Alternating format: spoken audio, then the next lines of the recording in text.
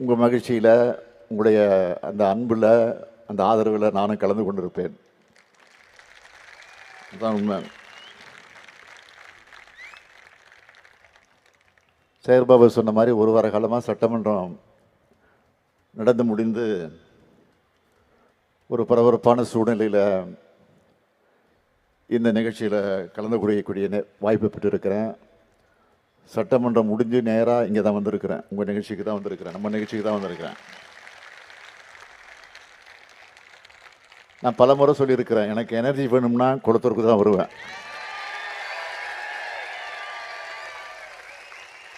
Energy மட்டும் இல்லை, relax பண்ணணும்னா குளத்தூருக்கு தான் வருவேன். அது தமிழர்களுடைய பெரும் விழாவாக இருக்கக்கூடிய பொங்கல் விழா. இந்த விழா தமிழர்களுக்குன்னு இருக்கக்கூடிய ஒரு பெருமைக்குரிய விழா இந்த பொங்கல் விழா. அந்த விழாவை உங்களோடு சேர்ந்து கொண்டாடுவதில் நமக்கெல்லாம் பெருமையாக இருக்கிறது. பொங்கலையும் திமுகவையும் பிரிக்க முடியாது. எப்படி குளத்தூரையும் என்னையும் பிரிக்க முடியாது, அதே மாதிரி பொங்கலையும் திமுக பிரிக்க முடியாது.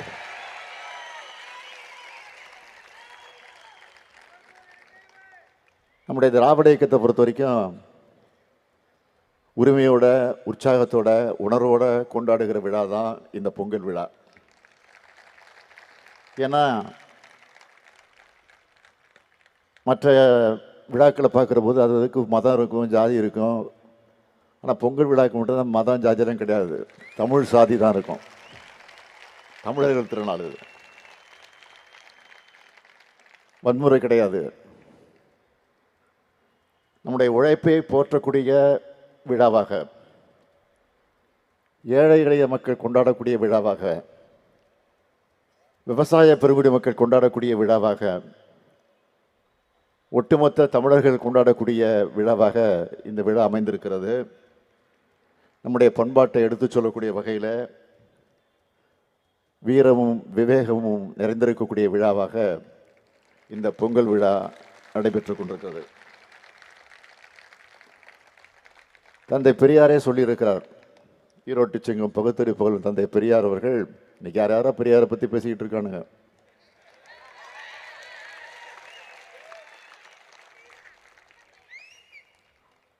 ஆக அப்படிப்பட்ட பெரியாரை பற்றி பேசக்கூடியவர்கள் எல்லாம், விமர்சனம் செய்து பேசக்கூடியவர்கள் எல்லாம் பேசி நான் அவங்களுக்கு அடையாளம் காட்ட விரும்பலை. ஆனால் ஈரோட்டு சிங்கம் தந்தை பெரியார் அவர்கள், பகுத்தறி புகழும் தந்தை பெரியார் அவர்கள் தன்னுடைய உயிர் பிரிகிற கடைசி நிமிடம் வரையில் தமிழுக்காக, தமிழ் இனத்திற்காக, தமிழ் சமுதாயத்திற்காக, மனித உரிமைக்காக, அதுவும் குறிப்பாக பெண்களுடைய உரிமைகளுக்காக போராடியவர், வாதாடியவர் தந்தை பெரியார் அவர்கள். அவரே சொல்லி, தமிழர்களுக்குன்னு விழா இருக்குன்னா அது பொங்கல் விழா தான் அப்படின்னு தெளிவாக சொல்லியிருக்கிறார். அதுவும் வெளியிட்டிருக்கக்கூடிய பொங்கல் வாழ்த்துச் செய்தியில் கூட திருக்குறளை உங்களுக்கு பொங்கல் பரிசாக தரேன் அப்படி தான் சொல்லியிருக்கிறாரு.